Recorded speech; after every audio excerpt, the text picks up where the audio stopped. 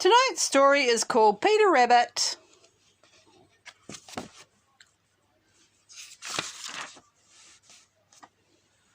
Once upon a time there were 4 little rabbits. Their names were Flopsy, Mopsy, Cottontail and Peter.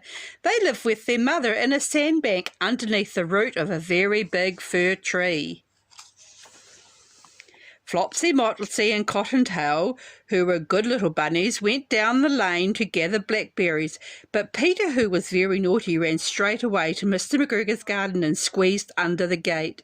First he ate some lettuces and some French beans, and then he ate some radishes, and then, feeling rather sick, he went looking for some parsley.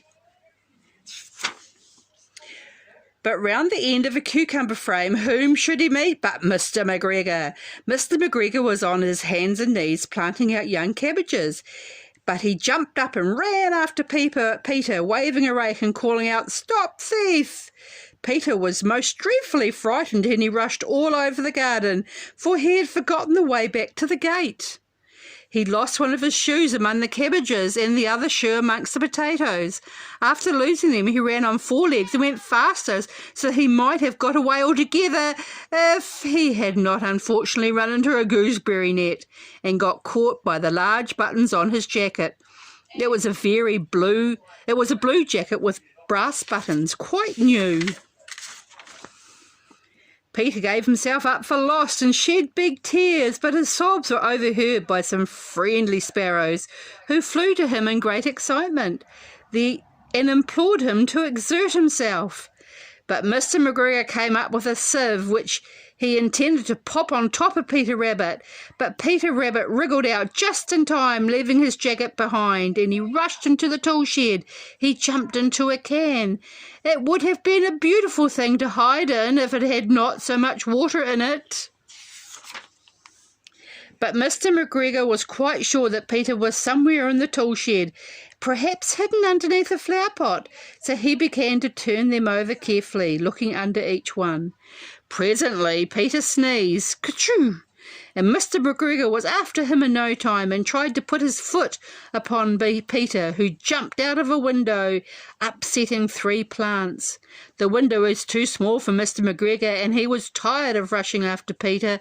He went back to work. Peter sat down to rest. He was out of breath and trembling with fright. He had not the least idea which way to go. Also, he was very damp from sitting in that can. After a time he began to wander about, lippity-lippity, not very fast, looking all around. He found a door in a wall, and looking all around, it was locked, and there was no room for a fat little rabbit to squeeze underneath. An old mouse was running in and out of the stone doorstep, carrying peas and beans to her family in the wood. Peter asked her the way to the gate, but she had such a large pea in her mouth that she could not answer him. She only shook her head at him, and Peter began to cry. Oh, poor Peter, he's lost. Then he tried to find his way straight across the garden. He came more and more puzzled. Presently he came to a pond where Mr. McGregor filled his watering cans. A white cat was staring at some goldfish. She sat very, very still. Now and then, with the tip of her tail, twitched as if it were alive. Peter thought it best to go away without speaking to her. He had heard about cats from his cousin, little Benjamin Bunny. He went back towards the tool shed, but suddenly, quite close to him, he heard the noise of a hoe. Scratch, scratch, scratch, scratch, scratch, scratch. Peter scuttered underneath the bushes. But presently, as nothing happened, he came out and climbed upon a wheelbarrow and peeped it over. The first thing he saw was Mr. McGregor hoeing the onions. His back was turned towards Peter, and beyond him was the gate.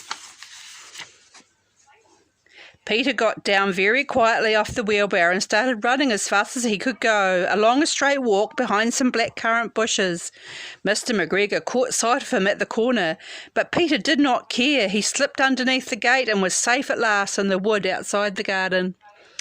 Mr. McGregor hung up the little jacket and the shoes for a scarecrow to frighten the blackbirds. Peter never stopped running or looked behind him until he got home to the big fir tree.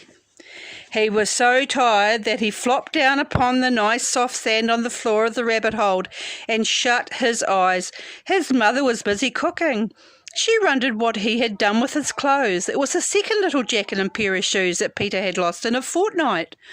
I'm sorry to say that Peter was not very well during the evening. His mother put him to bed and made him some chamomile tea. She gave a dose of it to Peter, 1 tablespoon to be taken at bedtime. But Flopsy, Mopsy and Cottontail had bread, milk and blackberries for supper. They were good little bunnies.